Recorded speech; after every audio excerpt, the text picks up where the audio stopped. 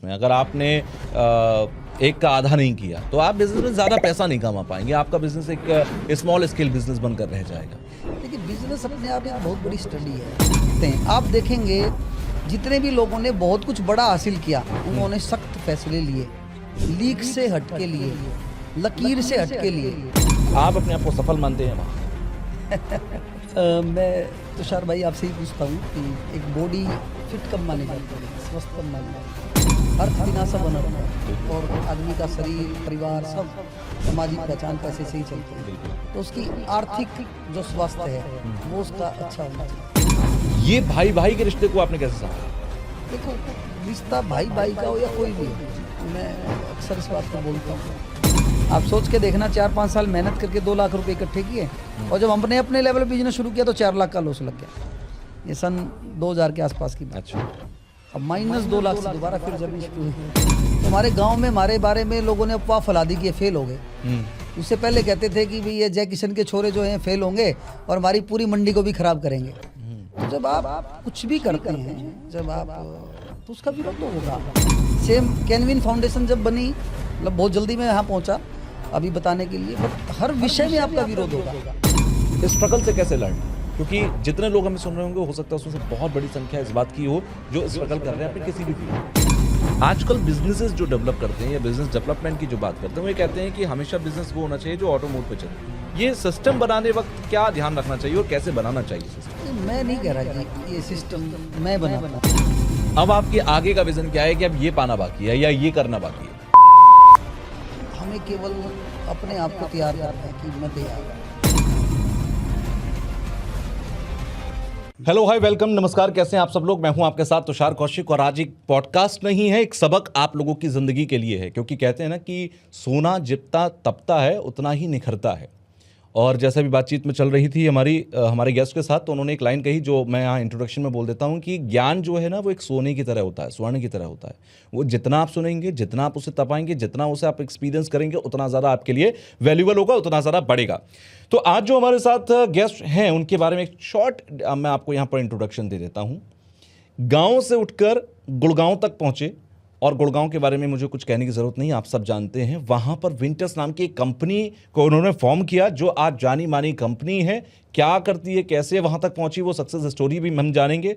साथ ही साथ अपनी माँ की स्मृति में उन्होंने एक कैनविन फाउंडेशन बनाई, जिसका हमने जिक्र सुना था कोविड के टाइम पर। उसके बाद लगातार वो कैसे चैरिटेबल काम कर रही है। गुड़गांव में अगर आप कभी जाएंगे तो आपको महसूस होगा गुड़गांव के बाहर भी उसकी काफ़ी आवाज़ सुनाई देती है। तो आज हमारे गेस्ट जो हैं उनका नाम है डॉक्टर डीपी गोयल साहब, और वो हमारे साथ यहाँ स्टूडियो में मौजूद हैं। ये हमारे लिए ऑनर की बात है, आप सब लोगों के लिए भी। अगर आप मेरे चैनल को फॉलो या सब्सक्राइब करते हैं तो सबसे पहले मैं वेलकम कर लेता हूँ उनका। सर, सबसे पहले स्वागत है आपका। तो सर जी, बहुत बहुत धन्यवाद। आपके सभी व्यूअर्स को मेरा नमस्कार।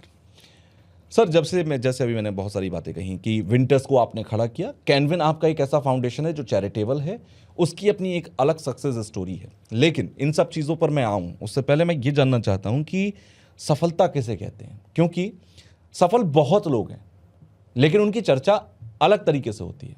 लेकिन सफलता जब महानता में बदल जाए तो उसकी चर्चा अलग तरीके से होती है। आप क्या मानते हैं, सफलता और महानता में अंतर क्या होता है, और आप अपने आप को सफल मानते हैं महान? मैं तुषार भाई आपसे ही पूछता हूँ कि एक बॉडी फिट कब मानी जाती है, स्वस्थ कब मानी जाती है? जब उसमें कोई रोग ना हो, सारे ऑर्गन्स उसके अच्छे काम करें, मन से वो खुश हो। बिल्कुल। तो आई थिंक यही लाइफ की सक्सेस है कि हमारी लाइफ इंजॉयफुल हो, और लाइफ के जितने भी ऑर्गन्स हैं, जैसे हमारी बॉडी के ऑर्गन्स होते हैं, तो लाइफ के भी अपने पिलर्स में मानता हूँ। तो सबसे पहले खुद जो आदमी सेल्फ में है, तो उसके सेल्फ में शरीर है, मन है, बुद्धि है, उसके अच्छे से काम करें। तो पहली वर्टिकल खुद हो गया। ठीक है। दूसरा वर्टिकल मानता हूँ उसका फाइनेंशियल हालत कैसी है, क्योंकि अर्थ बिना सब अनर्थ है। और आदमी का शरीर, परिवार, सब सामाजिक पहचान पैसे से ही चलती है। बिल्कुल। तो उसकी आर्थिक जो स्वास्थ्य है वो उसका अच्छा होना चाहिए। तीसरा मुझे लगता है कि जो मोस्ट वैल्यूएबल है वो घर में प्यार प्रेम आपका है। ठीक है। आपके कुछ क्लोज दोस्त, रिश्तेदार, आपका परिवार आपसे खुश होने चाहिए, आपके उनमें बॉन्डिंग अच्छी होनी चाहिए, प्यार प्रेम होना चाहिए। चौथा उसकी जो दायित्व हैं, समाज, राष्ट्र और धर्म, ये 6 पिलर्स मैंने अपनी लाइफ के, ऐसा मैं सोचता हूँ। ठीक है। वैसे तो सफलता की एक सिंपल परिभाषा है कि जो हमने सोचा वो मिल गया तो सफल हो गए। लेकिन ज़रूरी नहीं है कि हम जो चाहते हैं वो सही हो। बिल्कुल। कई बार हम चाह रहे हैं कुछ अब वो हमारे लिए ही सही नहीं है, हमें लग रहा है वो सही है, लेकिन भगवान चाहता है कि इसके लिए अच्छा हो। ये जो चाह रहा है गलत चाह रहा है। बिल्कुल। तो सफलता खुद के लिए, परिवार के लिए, समाज के लिए, सबके लिए अलग मायने हैं। एक ही व्यक्ति के लिए, एक ही व्यक्ति के लिए आपकी कोई किसी के पास जो कमी है वो उसको मिल जाए तो सफल मानता है। मैंने देखा कि जिसके पास पैसा नहीं है वो पैसे मिल जाएं, उसको बहुत सारे पैसे हो जाएं, जो आजकल सबसे ज़्यादा मानते हैं लोग, वर्टिकल या पैरामीटर, वो पैसे को ही मानते हैं। बिल्कुल। लेकिन आप मुझे बताइए, पैसा बहुत हो जाए बट उसको उपभोग करने के लिए आपके पास समय ही नहीं है, जो आमतौर पे जो पर्सनल प्रोफेशनल लाइफ की हम बात करते हैं जी। या मैं धर्म के लिए, समाज के लिए, राष्ट्र के लिए कुछ समय ही नहीं निकाल रहा, या मैंने सो कॉल्ड कुछ लोग देखे जो सक्सेसफुल बोलते हैं उनका परिवार ही नहीं है, या जो केवल प्रो धर्म के प्रति काम कर रहे हैं, समाज में बहुत बड़े बदलाव लेके आए वो लोग, बिल्कुल, बट वो होलिस्टिकली मैं उनको सफल नहीं मानता। और आज मैंने भी इस लाइफ को पूरा एक एनालाइज करके पूरा एक कोर्स बनाया, या अपने आप से एक सिद्धांत बनाए कि इसको बोलते हैं समग्रता, समग्र जीवन जी। तो इन 6 पिलर्स पे जब हम निरंतर अच्छा कर रहे हैं, आगे बढ़ रहे हैं और उसमें हम आनंदित हैं, खुश हैं, तो इसको मैं सफलता मानता हूँ कि मैं शरीर मन बुद्धि से भी स्वस्थ हूँ, ठीक है, आर्थिक हालत भी मेरी निरंतर अच्छी हो रही है, परिवार में भी प्यार मेरा अच्छा बढ़ रहा है, दोस्तों में मैं समय निकाल पा रहा हूँ, और मैं समाज के लिए, राष्ट्र के लिए, धर्म के लिए भी अपना दायित्व निभाता हूँ, कंट्रीब्यूशन करता हूँ। और इसमें एक साथ जोड़ दें हम निरंतर बढ़ते हुए कर्म में, तो ये मेरी सेल्फ डेफिनेशन मुझे लगती है कि सफलता की है। यदि इसमें से एक भी पिलर हमारा अधूरा है, तो जैसे हमारे इसके 4 पिलर हैं, एक पिलर टूटा हो इस टेबल का, तो मुझे नहीं लगता कि स्टेबल हो सकती है टेबल। हमारी बॉडी का ऑर्गन एक काम नहीं करता, बस आज थोड़ा सा मन नहीं हट का काम करने का, थोड़ा सा रोग आ गया इसमें, तो आई थिंक बॉडी सही नहीं हो सकती। तो ये 6 पिलर एक दूसरे के पूरक हैं, और इनको सबको आगे बढ़ा के ही हम जीवन का उद्देश्य पूरा सोच सकते हैं। बिल्कुल। आप कोई भी चीज़ देख लीजिए, आप एक एग्ज़ाम देने गए 10th क्लास का, जो मैं अक्सर उदाहरण देता हूँ, उसमें से बस एक में फेल हैं आप, तो आप 11th क्लास में नहीं जा सकते, आपको 6 के 6 सब्जेक्ट में पास होना पड़ेगा। बिल्कुल। आपके सारी बॉडी के ऑर्गन काम करेंगे तभी बात बनेगी। आपके बिजनेस में 6 डिपार्टमेंट हैं, 6 के 6 डिपार्टमेंट अच्छा करेंगे तो बिजनेस अच्छा माना जाता है। आज ऑपरेशंस डिपार्टमेंट आपका अच्छा नहीं कर रहा, HR नहीं अच्छा कर रहा, बस पैसे नहीं आ रहे लोगों से जी। तो जब होलिस्टिकली सब चीज़ें आगे बढ़ेंगी तभी बिजनेस आगे बढ़ेगा, तो ये लाइफ में मानता हूँ। तो इन सारे पिलर्स पे हमें समय भी निकालना है, सीखते भी रहना है, आगे भी बढ़ते रहना है, और उसमें एक बात और, केवल आप नहीं, आपके आसपास के लोग भी। अच्छा। आपकी सफलता के मायने भी उसी बात से हैं कि आपके आसपास के लोग भी क्या उसी विषय में आगे बढ़ रहे हैं कि नहीं बढ़ रहे। आप सोच के देखिए कि परिवार में आपका विरोध हो रहा है एक बात को लेके, आप इन सारे पिलर्स में अच्छा कर रहे हैं, बट घर वाले ही उस विषय पे साथ नहीं हैं, या उनके जीवन में आपने ऐसा कोई सुझाव से बदलाव नहीं किया, ठीक है, तो वो भी अधूरा है। तो सफलता के मानक में हम ये भी चीज़ साथ लेके चलेंगे, ये इनक्रेन प्रक्रेन कैसे भी जी आपको उनको साथ लेके चलना है। आप यदि आपके पास प्रोस्पेरिटी है लेकिन उसको भोगने के लिए, उसको सेलिब्रेट करने के लिए आपके क्लोज रिश्ते साथ नहीं हैं, तो उसके कोई मायने नहीं है। और आपके साथ कोई दुख की घटना भी घटी और अपने लोग साथ खड़े हैं, तो दुख का पता ही नहीं लगेगा कब आपका दुख चला गया। तो आई थिंक ये सारी चीज़ें हैं जिसको मैंने अपने लाइफ के अनुभव से यहाँ तक अपनी जर्नी में सीखा है, जिया है, और यही अब लोगों तक पहुँचाने का एक मैंने संकल्प लिया है जी, जिसके माध्यम से आज आपसे मिलना हो गया। नहीं, बहुत ठीक बात सर आपने कही, लेकिन मुझे यहाँ पर कुछ बीच में ऐसी बातें लगी जो समाज में सबसे ज़्यादा है। जैसे आपने कहा समय निकालना ज़रूरी है, आप कमा रहे हैं बहुत, लेकिन अगर समय नहीं निकाल रहे हैं तो आप कमाकर कुछ नहीं कर रहे हैं। ये बहुत बड़ी प्रॉब्लम है। लोग समय निकालना चाहते हैं बट नहीं निकाल पाते। वो सुबह उठते हैं, रात को सो जाते हैं, काम काम काम काम काम, क्योंकि उनको लगता है कि उनके परिवार की जिम्मेदारियां पूरी करनी है, उनके सपने पूरे करने हैं। दूसरी तरफ आपने कहा कि आपके अपने उसमें साथ होने चाहिए, आपके अपने लोग, लेकिन होता क्या है, जैसे ही आप सफलता की सीढ़ियाँ चढ़ते हैं, आपके अपने पहले जलना शुरू कर देते हैं, आपको रोकना शुरू कर देते हैं। इन सब चैलेंजेस से कोई कैसे लड़ेगा और आप कैसे लड़े? हाँ, देखो, ये दोनों बातें हैं। जब भी आप कुछ लीक से हट के बात करोगे या कुछ नया सोचोगे भी तो ये एक ऑब्वियस बातें हैं। मेरे को जर्नी याद आती है जब हम गुड़गांवा एक गांव से हम चले थे जी। तो हम थोड़ा लीक से हट के हमेशा चले। जब हमारी वहाँ लकड़ी काम करते थे तो लोग फायरवुड का काम करते थे, मैंने टिम्बर का रास्ता निकाला कि टिम्बर निकाल के उसमें मार्जिन ज़्यादा होते थे। तो विरोध होता था। हम आरा मशीन से, हमारे पिताजी की गुडविल थी, हम माल उधार पे लेके आते, बेच के पैसे देते थे वहाँ जाके। तो एक समय ऐसा आया जब यहाँ पे उधार बहुत बढ़ गई, पैसे हमारे को मिल नहीं रहे थे, तो हमारे गांव में हमारे बारे में लोगों ने अफवाह फैला दी कि ये फेल हो गए। उससे पहले कहते थे कि भाई ये जय किशन के छोरे जो हैं फेल होंगे और हमारी पूरी मंडी को भी खराब करेंगे। तो जब आप कुछ भी करते हैं, जब आप तो उसका विरोध तो होगा। और ये एक थ्योरी भी लिखी गई कि पहले जब भी आप कुछ करोगे, पहले आपका उपहास होगा, फिर आपका विरोध होगा और आपके बारे में लोग गलत बोलेंगे, तब जाके स्वीकृति आती है आपके पास। तो एक प्रोसेस है। ये बहुत बड़ी लाइन है, सबको नोट डाउन कर लेना चाहिए कि जब आप शुरुआत करेंगे किसी भी बड़े काम की तो आपको पहले रोका भी जाएगा, आपकी हंसी भी बनेगी, लेकिन अगर आपने उसको पार कर लिया, विरोध भी होगा। अगर आपने पार कर लिया तो आप सब उसमें पार कैसे करना है ये विषय है। ये बहुत इंपॉर्टेंट है सर। विषय है कि आप नेक नीति पे रहें। आप जो आपके साथ चल रहा है एज इट इज बातें, आपकी प्रॉब्लम है कि पैसे नहीं आ रहे, आप वोकल होइए उसके लिए। भाई साहब विनम्रता के साथ, जी मेरे साथ ऐसी दिक्कत चल रही है और मैं आपके बीच में हूँ, मैं कहीं जा नहीं रहा और मेरा ये सोचना है, मैं ऐसा विजन देखता हूँ। सेम कैनविन फाउंडेशन जब बनी, मतलब बहुत जल्दी मैं यहाँ पहुँचा अभी बताने के लिए, बट हर विषय में आपका विरोध होगा। जब हम गुड़गांवा आए, जब मेरे पिताजी 2007 में एक्सपायर हुए तो मेरी माताजी ने डिसीजन लिया कि पहले एक भाई, हम तो शाम में, मैं तो शाम में था, नवीन गुड़गांवा आ गया था जी। तो मेरी मेम्मा ने कहा कि एक ही छत के नीचे हम रहेंगे। मेरे पिताजी का बहुत अच्छा वहाँ प्रभाव था, हमारे पैतृक वहाँ पे मकान था, सारी चीज़ें थी। मेरी माँ ने फैसला लिया कि हम गुड़गांवा रहेंगे, पैसों की जरूरत थी तो मकान भी बेच दिया। अच्छा। तो मकान 11 लाख रुपए का बिका उस टाइम पे 2007 में। वो 11 लाख रुपए हमारे 1 करोड़ के बराबर काम आए। हमने वो मकान बेचा तो सभी ने विरोध किया मेरी माँ का कि ये तो पागल होगी औरत, अपने पति के जाते ही इसने मकान ही बेच दिया, ये अपने बच्चों को यहाँ से भी लेके जा रही है जहाँ कुछ स्टेबल नहीं है। तो खूब मजाक भी उड़ा, विरोध भी हुआ और अपनों ने ही किया।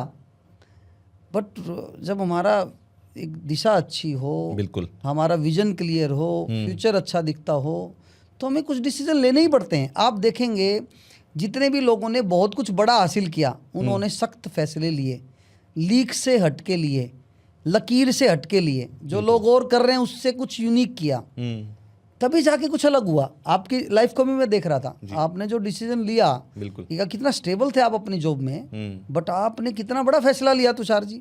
एक कोई भी यूथ आपकी उम्र में ले ही नहीं सकता, हर बंदे को स्टेबिलिटी चाहिए और आप अनस्टेबल फील्ड की तरफ गए। लेकिन आज आप पूरे, आप लोग आपको देख के आपके दिन की शुरुआत करते हैं। बिल्कुल। तो जब भी बड़े फैसले लेते हैं, बट इसमें एक बात हमें ध्यान रखने की है कि हमारे कोई भी फैसले दूसरे के हित के ना हो। आपका यूनिवर्स, आपकी कॉस्मिक एनर्जी, आप जो भी आप भगवान मानते हैं, किसी को कुछ भी मानते हैं, वो आपका साथ जब देते हैं जब आप अपने हित की सोच रहे हैं, लेकिन साथ साथ दूसरे के हित की भावना आपके अंदर नहीं है। और इस बात को मैंने जिया है बचपन से। किसी का नुकसान नहीं होना, किसी का नुकसान होना ही नहीं चाहिए। और लोग कहते हैं कि बिजनेस करने के लिए बेईमानी की जरूरत पड़ती है, झूठ की जरूरत पड़ती है। मेरा अनुभव इससे उल्टा रहा है। अच्छा। तो मुझे लगता है कि कोई जरूरत नहीं है, बस आपको अपनी नीयत अच्छी रखनी है। साथ साथ जहाँ प्रॉब्लम आती है, आप कम्युनिकेट नहीं करते, आपको ओवर कम्युनिकेशन अपनी टीम में, समाज में, अपने क्लाइंटों के साथ करना चाहिए। लेकिन लोग कहते हैं कि अगर आपने झूठ नहीं बोला बिजनेस में, अगर आपने एक का आधा नहीं किया, तो आप बिजनेस में ज़्यादा पैसा नहीं कमा पाएंगे, आपका बिजनेस एक स्मॉल स्केल बिजनेस बनकर रह जाएगा। देखिए, बिजनेस अपने आप एक बहुत बड़ी स्टडी है तुषार भाई। तो इसको ऐसा नहीं बोल सकते कि ऐसा नहीं कर सकते। मुझे तो कभी ऐसा मुझे मतलब जरूरत नहीं पड़ी हमें। हमारा शटरिंग में रेंटल इनकम का काम था तो रिकरिंग इनकम थी। मैंने तो कहा कि जितनी आप सच बोलोगे उतना ही आपको लोग साथ ज़्यादा देते हैं। आप बोल के लीजिए कि यार मुझे इसमें थोड़े पैसे कमाने, इसमें मुझे दीजिए, मौका दीजिए, तो लोग देते हैं। बट उसके साथ साथ जो मैंने कहा, बिजनेस एक अपने आप में एक स्टडी है। बिल्कुल, कि आप कोई कैसा प्रोडक्ट आपका है, सर्विस कैसी है, उसमें कितनी बड़ी प्रॉब्लम को आप मार्केट की सोल्व कर रहे हो, बिल्कुल, आपका व्यवहार कैसा है, सबसे इंपॉर्टेंट है, आपकी प्राइसेस क्या हैं, जो कोई बहुत ज़्यादा मार्केट में नहीं होनी चाहिए, एवरेज होनी चाहिए, जो मेरा अनुभव रहा। बिल्कुल। तो आप उसका फ़ायदा कर रहे हो। तो हमारा तो कंस्ट्रक्शन से जुड़ा हुआ काम है, जी। ठेकेदार को बोलते किसी के पैसे नहीं देते, आज तक हमारे पैसे किसी ने रखे ही नहीं। तो मतलब ऐसा मुझे नहीं लगता कि कोई जरूरत ऐसी पड़ती है क्या पता तो काम ऐसा रहा या जो भी रहा जी। बट आदमी यदि नेक नियत से चलता है तो उसको यूनिवर्स गोयल साहब, शुरुआत कहाँ से हुई? अब मैं सक्सेस स्टोरी पर आता हूँ, जिससे कि लोगों को समझ में आए कि एक बिजनेस खड़ा कैसे होता है, जो धर्म के रास्ते पे चले, जो झूठ के रास्ते पे ना चले। कहाँ से शुरुआत हुई और आज जो एक मतलब आपने लार्ज स्केल बनाकर रखा, कई ब्रांचेस आपने अभी ओपन करी हैं हाल फिलहाल में ही, वो सारी चीज़ें कैसे सेटअप हुई? देखो ये तो हमें भी नहीं पता जी कैसी हुई, लेकिन हम तो चलते रहे जी। और कारवां बनता रहा। बट एक छोटे से गांव से शुरुआत की। हरियाणा के डिस्ट्रिक्ट भिवानी में एक तोशाम छोटा सा कस्बा है, वहाँ पे मेरे पिताजी बड़े सामाजिक थे, मेरी माता जी बहुत धार्मिक प्रवृत्ति की थी। घर में बड़ा अच्छा माहौल था, धर्म का, पूजा पाठ का पूरा सिस्टम था। मैंने कई पॉडकास्ट में बताया, बचपन से ये सब देखा है जी। रामायण, महाभारत, गीता, हनुमान चालीसा, शिव चालीसा, दुर्गा चालीसा मुझबानी हमारे को मतलब कई बार पढ़ी हमने लाइफ में, और चैंटिंग सब चलता रहता था। मेरे पिताजी को 1994-95 के आसपास एक बहुत बड़ा लॉस लगा। उस टाइम ईंटों के भट्ठे होते थे हमारे, तो ईंटों के भट्ठों वालों को बड़ा अच्छा माना जाता था। मेरे पिताजी भी अच्छे थे, व्यापार में व्यापारी थे, बनिया परिवार से आते हैं हम, तो बिजनेस में भी डीएनए होता है तो उस दौरान इतना लॉस लगा हमारे को कि बोलते ना भट्ठा बैठ गया। तो वो मेरी लाइफ में, मैं 7th-8th क्लास में था उस टाइम, जब थोड़ा सा बढ़ रहा था जी। और मेरे पिताजी को उस टाइम लॉस लगा था। ओके। तो वो मेरी लाइफ का फर्स्ट टर्निंग पॉइंट मैं देखता हूँ। मेरी 3 बड़ी बहनें हैं, मेरा नाम देवी प्रसन्न गोयल है जी। अष्टमी के दिन मैं पैदा हुआ, तो उस दिन अष्टमी की पूजा चल रही थी। मेरे दादाजी में शक्ति आती थी माता जी की, तो वो मेरे जन्म से पहले उनको शक्ति आई कि आज तुम्हारे घर में बेटा होगा और मैं खुश हूँ, इसका नाम, बेटे का नाम देवी प्रसन्न रखना है। तो मुझे लगता है कि कुछ चीज़ें पिछले जन्म की भी जुड़ी हुई आई मेरे साथ, कुछ ऐसी, कुछ जो मैं अभी अध्ययन करता हूँ तो मुझे कुछ चीज़ें ऐसी दिखती भी हैं, समझ भी आती हैं। तो वो कुछ ऐसा रहा। और वो जो टर्निंग पॉइंट था लाइफ का, वो 8th क्लास के आसपास, उस टाइम मैं पढ़ाई में बहुत अच्छा होता था। मैं हरियाणा में 13वें नंबर पे आया, 2 नंबर कम थे मेरे हरियाणा टॉप में जी। मुझे वजीफ़ा मिला, 332 रुपये का पहला चेक आया। बट वो एकदम से जो टर्न हुआ मेरी लाइफ, पिताजी की हालत बहुत ज़्यादा ख़राब हो गई भाई। उस दौरान मेरी माताजी का जो रोल मैंने देखा, उसने मुझे लाइफ में बहुत कुछ सीखने को बताया। अच्छा। जैसे घर में ही दरी बनाना, कोई अखबार के लिफाफे बनाना, सीमेंट के कट्टों के बैग बनाना, मतलब मेहनत करना। मैंने ऐसा देखा था कि उस दौरान में घर में हमारी बहनों को काम में लगा के रखती थी मेरी माँ, हमें ही काम में लगा के रखती थी। तो उस दौरान सारा घर का काम जो महिलाओं का होता है वो मैं सीख गया था। रोटी बनाना, सफाई करना, पूजा पाठ करना, उसी दौरान में हम सारे मिलके काम करते थे। यानी कि वो जो एक सेटबैक आया, वो सबने मिलकर वापस से स्टैंड होने की कोशिश की। बहुत कम ये बताता है कि फैमिली कितनी जरूरी है। हाँ। और वो जब 8th क्लास में मेरे अच्छे नंबर आए, वजीफा आया, लेकिन 9th क्लास में स्कूल में फीस के पैसे नहीं थे। और मुझे याद है कि अक्टूबर महीने में मेरा 9th क्लास में एडमिशन हुआ, तो उसमें भी मेरे बुआ जी ने उस एडमिशन के पैसे दिए। उतने पैसे भी नहीं थे कि स्कूल में एडमिशन हो पाए। और वो तकलीफ ऐसा विषय रहा। वो जो चैलेंज था, जो 2 साल का था, वो बड़ा लाइफ में मतलब शिक्षा देने वाला था। तो उस दौरान तो ऐसा भी होता था कि घर में सब्जी नहीं बनती थी, कोई बथुआ आ गया, जो आसपास के खेत होते थे उनसे चटनी बना ली, प्याज की चटनी, लस्सी मांग के लिए आए। तो वो ऐसा सिस्टम होता था कि घर में, लेकिन आनंद बहुत था, खुशी बहुत थी, क्योंकि सूखी रोटी खुशी से खाते, खुशी से थे। लेकिन इसका बेस क्या था? धर्म कि कुछ भी नहीं है काम, तो जी चलो जी ये 10 माला कर लो, चलो जी ये, चलो सुंदरकांड करते हैं, चलो जी ये हनुमान चालीसा करते हैं मिलके, सारे ताली बजा रहे हैं, मस्ती से सारे सुंदरकांड कर रहे हैं, हनुमान चालीसा कर रहे हैं। तो बस वो चीज़ें जो थी वो आगे बढ़ी।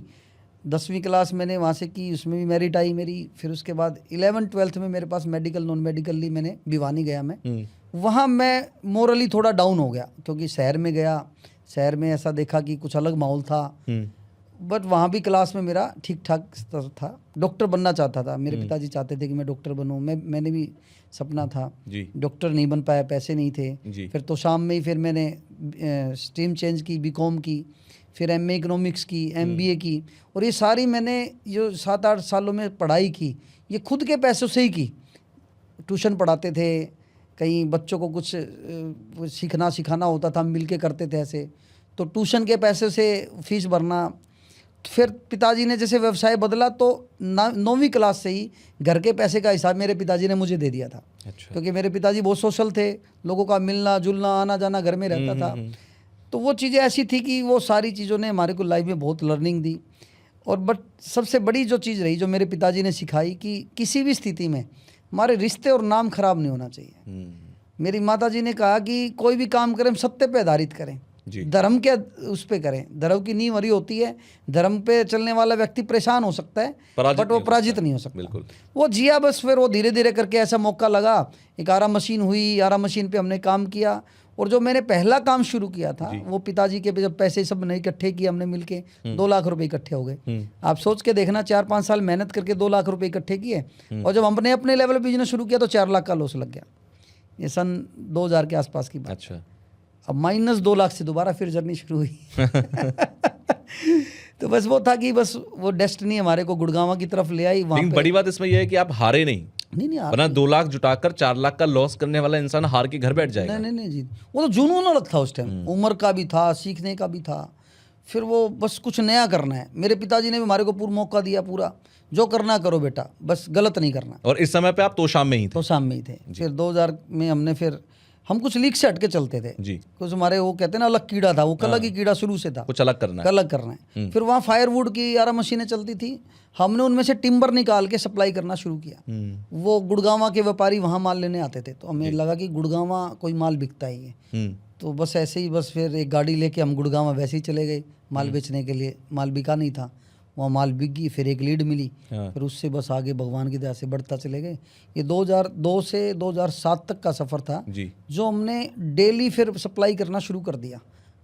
2 भाई थे, मेरी 2004 में शादी हो गई। फिर शादी के बाद मैं गुड़गांव तोशाम रहने लग गया, नवीन गुड़गांव आने लग गया। शादी तक 2004 तक, 2001 से 2004 तक मैं गुड़गांव आता था। अब एक भाई तो पीछे बैक एंड पे गाड़ियाँ लोड करवा रहा है, एक भाई यहाँ सप्लाई करने आ रहा है। तो ऐसा एक हमारा, मैं शुरू से ही प्लानर वाला रोल रहा मेरा, थोड़ा प्लानिंग करने वाला, नवीन का एग्जीक्यूशन वाला रहा। बिल्कुल। तो हमारी जुगलबंदी ऐसी हुई, वो भगवान के जैसे रास्ते बनते चले गए। फिर नवीन भी बहुत ज़बरदस्त मेहनती है, हमारी सक्सेस में उसका बड़ा योगदान है। फिर नवीन ने यहाँ गुड़गांव आके अपना एक स्कूटर रख लिया, अपने दोस्तों के साथ किराए पे शेयर करके एक कमरा लेते थे। वो कमरे में 4 दोस्त रहते थे जी। उसकी बाइक में 10 रुपये का पेट्रोल डलवा के शेयरिंग पे चलाते थे। फिर यहाँ मार्केटिंग करी, लोगों संपर्क बनाए, थोड़े रिस्क लिए, उधार दी। फिर धीरे धीरे करके फिर हमारे वो प्रॉफिट बनने शुरू हो गए। ऐसा करते थे हम 12,000-15,000 की गाड़ी लेके आते थे, 1,000 रुपये कमा के शाम को वापस कर। तो उस दौरान में एक दिन में हमारा टारगेट होता था कि 3 गाड़ी लेके जाएंगे और 3,000 रुपये कमा के लाएंगे। तो वो 2002 के आसपास की बात थी। तो बस वो ऐसा फिर वो बना, कुछ यहाँ पे डिमांड ज़्यादा थी, वहाँ पे सप्लाई ज़्यादा थी। हमने उस चैनल को थोड़ा चैनलाइज करने की कोशिश की। फिर हम थोड़ा लीक से हटके चलते थे। मोबाइल सबसे पहले पूरे तोशाम मंडी में मेरे पास था। अच्छा। वो भी हमने सिम बेच के, पहले 200-300 रुपये का सिम मिलता था, 700-800 में बिक जाता था जी। हमने उसकी सोर्सिंग निकाली, कहाँ से मिल सकता है, वो गुआना से मिलते थे। वहाँ से ला के फिर मैंने 2000 का पहला मोबाइल लिया था, पुराना ओल्ड, वो अपने पैसे की कमाई से खरीदा। फिर वो मोबाइल की वजह से यहाँ हमारा कनेक्ट ज़्यादा बन गया गुड़गांव में। और किसी के पास मोबाइल होते नहीं थे, संपर्क सूत्र हमारे बढ़ गए जी। फिर बस वो एक गाड़ी का ऑर्डर रोज़ का, 2 का, 3 का, ऐसे फिर माल शॉर्ट हो गया तो फिर पीछे राजस्थान में सप्लाई के लिए जाने लग गए। तो ऐसा कनेक्ट बना कि डिमांड भी बढ़ाई, सप्लाई भी बढ़ाई, उसको कनेक्ट किया। फिर पिताजी 2007 में बहुत बड़ा दूसरा जो सेटबैक था हमारी लाइफ का वही लगा। मेरे पिताजी जो इतने एनर्जी बूस्टर थे, हमारे सोशल थे, उनका एक बहुत बड़ा प्रभाव था वहाँ भिवानी डिस्ट्रिक्ट में। राजनीतिक सामाजिक जीवन था उनका। आपकी रीढ़ की हड्डी। तो रीढ़ की हड्डी। वो एकदम से 53 साल की उम्र में चले गए, मेरी उम्र 26 साल थी जी। फिर बस फिर वो जिम्मेदारी आती है तो फिर बंदा फिर और थोड़ा ज़्यादा काम करता है। बिल्कुल। फिर बस वो आगे बढ़ते गए। फिर यहाँ फिर हमने सप्लाई से फिर अपना स्टोर बनाया। फिर लकड़ी से लोहे पे आए, लोहे से फिर शटरिंग, लोहे की उस टाइम डिमांडिंग थी, फिर हमने उसको रेंट पे देने का काम किया। फिर 2007 से 2011 तक ऐसे गुड़गांव आगे बढ़ रहा था। बट 2007 के बाद धीरे धीरे स्टैग्नेशन आनी शुरू हो गई थी मार्केट में, रुकावट आनी शुरू हो गई थी, बैड डेब्ट्स बनने शुरू हो गए, बिल्डर्स पैसे नहीं देते थे। ये यूनिवर्सल मंदा था। ये वो भी समय था जब गुड़गांव बहुत तेजी से डेवलप हुआ था। तो वो एक साथ जो स्टैग आया उसने फिर हमारे को फिर एकदम से रोका जी। बट जितनी बार भी हमारे को प्रॉब्लम्स आई उतना ही हमने बाउंस बैक किया। अपॉर्चुनिटीज़ हमने और सिचुएशन में ढूंढी, आपदा में ही अवसर हमने ढूंढा। फिर बस वो हम पहली ब्रांच हमने लखनऊ बनाई, फिर लखनऊ में हमारे को भी कुछ तकलीफ आई, जी। फिर तकलीफ से लड़े, फिर उसके बाद हैदराबाद ब्रांच हो गई, फिर हैदराबाद से फिर बेंगलोर गए, बेंगलोर के बाद विजयवाड़ा, विशाखापट्टनम, अब देखते देखते भुवनेश्वर, चेन्नई, पुणे, मुंबई, रायपुर, कोलकाता, अब गुवाहाटी और चंडीगढ़ और अपना अहमदाबाद। तो अब हर साल हमारी कोशिश रहती है कि इंडिया के हर कोने को पोषित करना है। बिल्कुल। पीछे भाव यही था जो बचपन में हम करते थे, कुछ ऐसा आएगा एक दिन कि हम पूरे इंडिया में काम करेंगे। और मैंने दूसरे एक अपने पॉडकास्ट में बताया था कि संजीव कपूर जी को मैंने देखा जब इंस्पायर हुआ मैं उनसे, जो खाना खजाना में आते थे। तो 1995 में जी चैनल पे एक वो प्रोग्राम आता था, खाना खजाना आता था। तो मैंने देखा यार ये औरतों का काम माना जाता है, बट ये प्राउडली कर रहा है और आज इतना अच्छा कर रहा है कि इसको टीवी में हम लोग देख रहे हैं। तो मैंने कहा यार मुझे भी किसी भी फील्ड में काम करूँ ऐसा करना है कि उस फील्ड का नाम मेरे से हो। बिल्कुल। वो ऐसे जुनून हो गया कि इंडिया में नंबर 1 काम करना है। और क्या करना है ये हमें नहीं पता था क्या करना है, बट सोच ऐसी थी, विजन था ऐसा कि कुछ ऐसा करेंगे। फिर हमने लाइन नहीं छोड़ी, उस लाइन में वर्टिकल हम बढ़ाते रहे, एरिया बढ़ाते रहे, कुछ नया एरिया ऐड करते रहे, जहाँ डिमांड है वहाँ पहुँचते रहे, सर्विसेज ऐड करते रहे। बिल्कुल। फिर टेक्नोलॉजी को ऐड किया, कुछ जो बड़ी प्रॉब्लम है हमारे क्लाइंट की उसको सोल्व करने के लिए कुछ भी करना हो वो किया। तो बट इसमें जो 3-4 चीज़ें थी कि कुछ भगवान में भरोसा करना है, बड़ा सोचना है, किसी के साथ बुरा नहीं करना, हमेशा कुछ नया सीख के कुछ ना कुछ 6 महीने में 1 साल में ऐड करते रहना है, और उसके साथ साथ किसी का अहित नहीं करना। बिल्कुल। जो हमारा क्लाइंट है, मुझे ये भी याद आता है कि उस टाइम में ना मोबाइल में पैसे बहुत लगते थे, तो कोई मुझे फ़ोन करता तो मैं उसका फ़ोन उठाता नहीं था। तब इनकमिंग के भी चार्जेस जाते थे। मैं उसका फ़ोन उठाता नहीं था। मैं उठाने के उसका काट के फिर करता था। अच्छा। कि यार उसके पैसे ना लगे। मतलब मैं इतना सोचता था कि यार इसके लिए ये 1.5 रुपये की वैल्यू ज़्यादा है, मेरे लिए थोड़ी कम है, तो मैं उसका फ़ोन काट के फिर मिलाता था। तो मतलब ये छोटी छोटी चीज़ें हैं जो मतलब मुझे लगता है कि आज वो बड़ी वैल्यू रखती हैं। तो इन बातों का बहुत ध्यान रखता था मैं। ये समाज से आपको जो दूसरे बिजनेस कर रहे थे उनसे अलग बना रहा था। हाँ, अलग बना बैकग्राउंड में। हाँ, फिर हमने किसी की मिस कॉल नहीं होने दी, कम्युनिकेशन बहुत ज़्यादा रखा। और जो हमारे को आदत थी ना गांव वाली जल्दी उठना, इसने भी बहुत बड़ा योगदान दिया। अच्छा। मैं 8 बजे भाई साहब ऑफिस पहुंच जाया करता। जब 2001 से 2007 तक हम गाड़ियों में रहे 6 साल, उस दौरान बहुत कुछ सीखा हमने। ट्रकों में जाते थे हम, सुबह 3 बजे उठ के 8 बजे गुड़गांव पहुंच जाए, यहाँ गाड़ी खाली करके जल्दी अपने हाथों से ही, और जल्दी वहाँ 3 बजे तक गुड़गांव से तो शाम गाड़ी पहुँचानी होती थी। तो वैसे वो जो ट्रकों में धक्के खाए बोलते हैं ना, जिन्हें धक्के खाए, जो कहते हैं घाट घाट का पानी पिया। बिल्कुल। तो उसने बहुत कुछ सिखाया लाइफ में। बस वो समय ऐसा रहा, बस फिर वो ये 5-7 बातें थी जो हमने छोड़ी नहीं कभी। अच्छा, इसमें बीच में एक चीज़ पूछना चाहता हूँ। आपने कहा कि भाई का सपोर्ट बहुत था। हाँ। कहते हैं कि भाई भाई अगर एक हो जाए तो 1 और 1 11 है। हाँ। लेकिन ये बहुत कम भी देखने को मिलता है, क्योंकि जहां आप थोड़ा सा आगे बढ़ना शुरू करते हैं वहीं पे कॉन्फ्लिक्ट शुरू हो जाते हैं, वहीं पे विवाद, और वहीं से ये कैसे आपने संभाले? परिवार जो संभालने वाली बात होती है, क्योंकि जब दोनों बड़े होते हैं तो दोनों अपने अलग अलग वर्टिकल चुनना शुरू कर देते हैं, अलग अलग होना शुरू कर लेते हैं।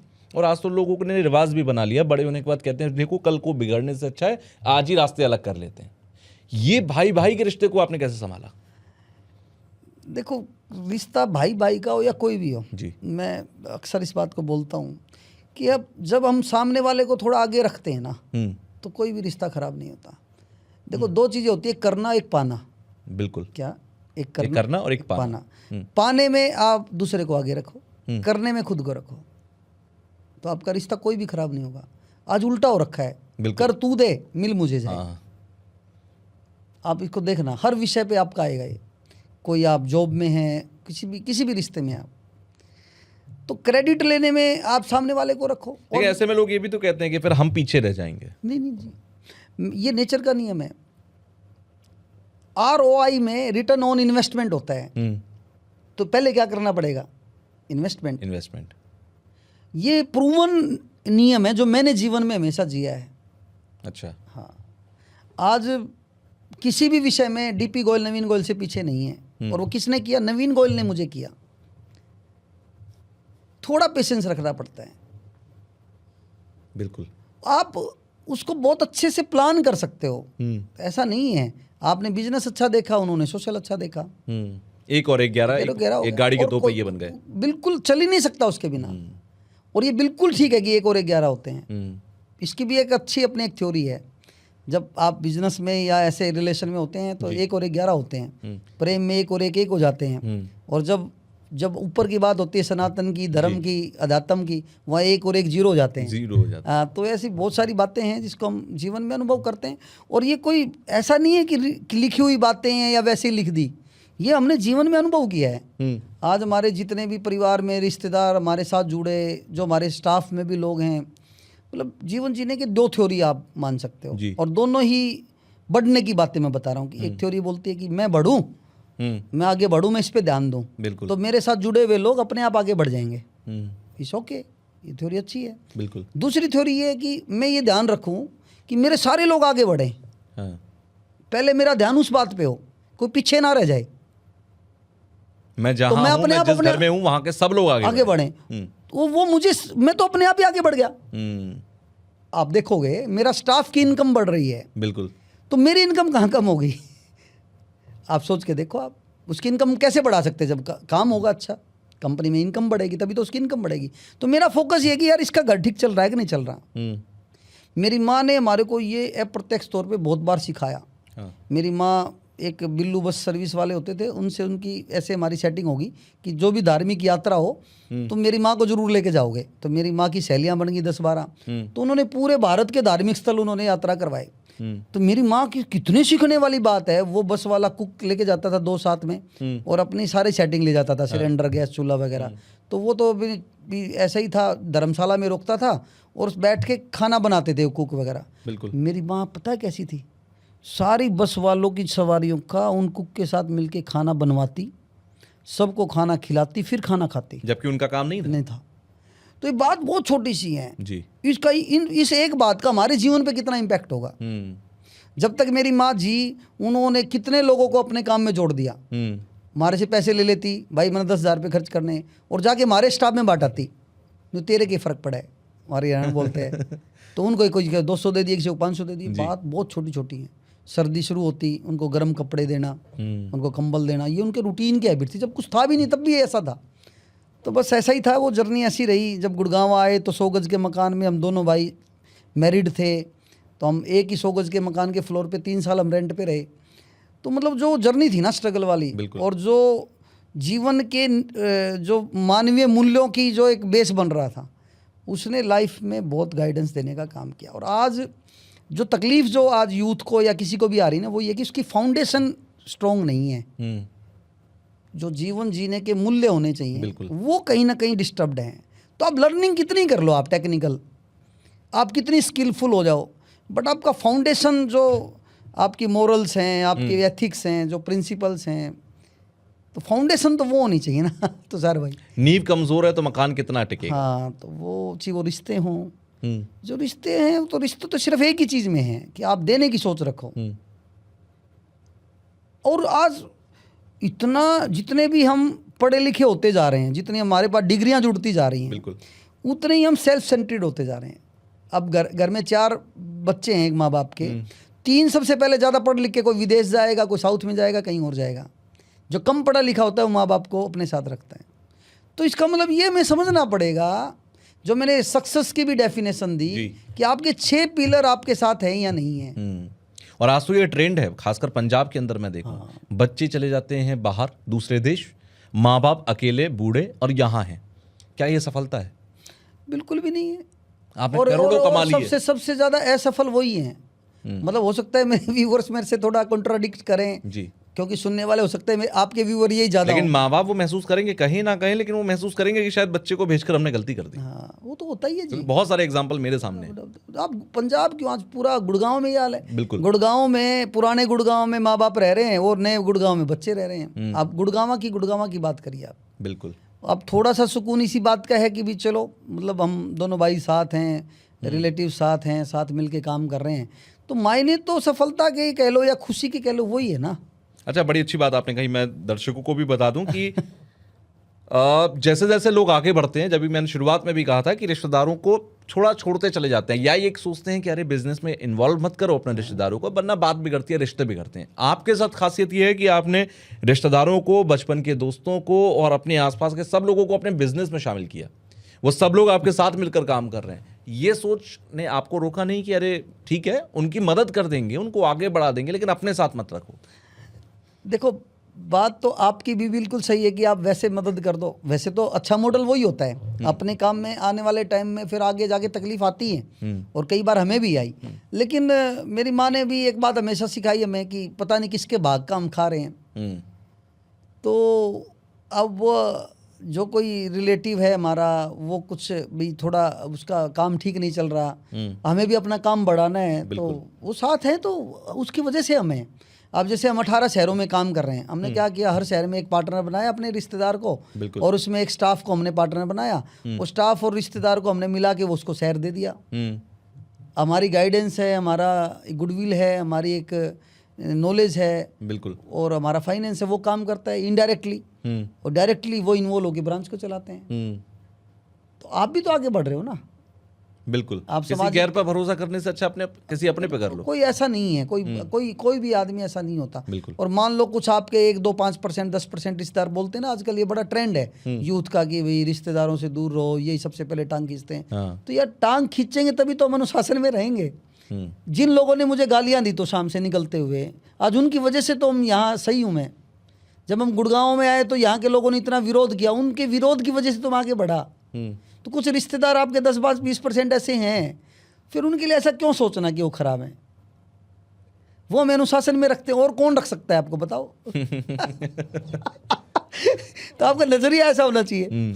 आप मान लो कोई भी आदमी मुझे परेशान कर रहा है, तो मैं तो उसका धन्यवाद करता हूँ कि उसकी वजह से मैं कुछ नया सीख रहा हूँ। अप्रोच बदलने की जरूरत है, परेशान नहीं होना, उससे सीख लेना है। भाई साहब बहुत, आप मान लो हमें कोई भी नया शहर में कोई नई ब्रांच करते, सबसे आपकी पहले लाइफ में ऐसा कोई इंसिडेंट आया जब ऐसा हुआ? हमारे तो रोज ही आते हैं, मतलब हर साल ही आता है कोई न कोई एक नटवर लाल, कोई हमारे को क्लाइंट मिल गया जो थोड़ा तकलीफ दे रहा है, उससे हमें फिर वो उसने क्या तकलीफ दी वो अगली बार हम ध्यान रखते हैं। जब भी हमने शुरुआत में नई ब्रांच बनाई तो सबसे पहले तो वही लोग आते हैं कंस्ट्रक्शन लाइन में खासकर, कि वो आपको भी माल ले जाएंगे, पैसे नहीं दे रहे, माल भी चोरी कर दिया, तो उनसे भी सीखने को मिलता है। रिश्तेदारों में भी ऐसा बहुत आए। सबसे पहले जब हम गुड़गांव के लिए चले थे तभी कुछ रिलेटिव ऐसा बोलते थे, ये फेल होंगे फेल होंगे। अब यहाँ आए तब भी ऐसा हुआ, कुछ रिलेटिव्स ने हमारे कंपटीशन में काम शुरू कर लिया। बट मार्केट है, समुंदर में आप 10 बाल्टी निकाल दो डाल दो, क्या फ़र्क पड़ता है? हम उन शहरों में काम नहीं करते जहाँ कोई तकलीफ आ गई या कंपटीशन आ गया, तो प्रोडक्ट लाइन ऐड कर लेते हैं। बिल्कुल, लोग एमएस में काम करते हैं, मैंने एल्यूमिनियम शुरू कर लिया। एल्यूमिनियम से फिर एल्यूमिनियम रेंटल पे आ गए, एल्यूमिनियम रेंटल से अब एल्यूमिनियम की जितने भी पुरानी साइटों में माल बना हुआ है उसको परचेज कर रहे हैं हम। तो बट आपको ध्यान रखना बहुत पड़ता है कि आपका कोई बंदा परेशान तो नहीं है। मतलब इस टाइम पे आगे मुझे जो मेरा काम लगता है, बिल्कुल, वो एक ही बात का लगता है कि सबका ध्यान रखना है। बिजनेस का वो अपने आप ध्यान रख लेते हैं। सबका पेट भरा रहे, सबकी आत्मा शांत रहे, तो वो हमें एसेट बन जाएगा। एक बहुत बड़ी चीज होती है लाइफ में, एसेट बनाना और लाइबिलिटी बनाना। इस चीज को हम कैसे समझेंगे कि कोई भी हमारी चीज जो हो वो एसेट बनी रहे, लाइबिलिटी ना बने? आपका एक्सपीरियंस क्या कहता है? सबसे पहले मैं खुद को ही देखना पड़ेगा, मैं तुषार भाई के जीवन में सुख देने वाला हूँ या दुख देने वाला हूँ। एसेट और लाइबिलिटी, मैं एक बात और बताता हूँ तुषार भाई, ये ना कोई भी विषय हो उसको सिंप्लीफाई कर दो। बिल्कुल, मैंने ना लाइफ के हर स्थिति को, हर बात को, हर कोई भी प्रॉब्लम को सिंप्लीफाई करके उसका सॉल्यूशन देखता हूँ। तो एक ही बात पे ध्यान रखो, आप सुख देने वाले हो दुख देने वाले हो, चाहे आप स्टाफ हो चाहे रिलेटिव हो, कि मेरी वजह से किसी को कोई तकलीफ ना हो। या दूसरी चीज़ ऐसे देख लें, तुषार भाई की मेरे से क्या उम्मीद है? कि आपकी उम्मीद थी कि मैं 11:30 बजे तक पहुँचूँ, क्या मैं पहुँच रहा हूँ? ठीक है, मैं आपके कंफर्ट के अकॉर्डिंग यहाँ पे सारी बात बोल रहा हूँ कि नहीं बोल रहा? मेरी प्रेजेंस से आपके चैनल पे कुछ वैल्यू एडिशन हो रहा है कि नहीं हो रहा? आपके व्यूवर्स के लिए क्यों हो रहा है? मेरा ध्यान यदि इस बात पे है कि आपकी उम्मीद मेरे से क्या है, मैं उससे थोड़ा एक्स्ट्रा डिलीवर करूँ जी।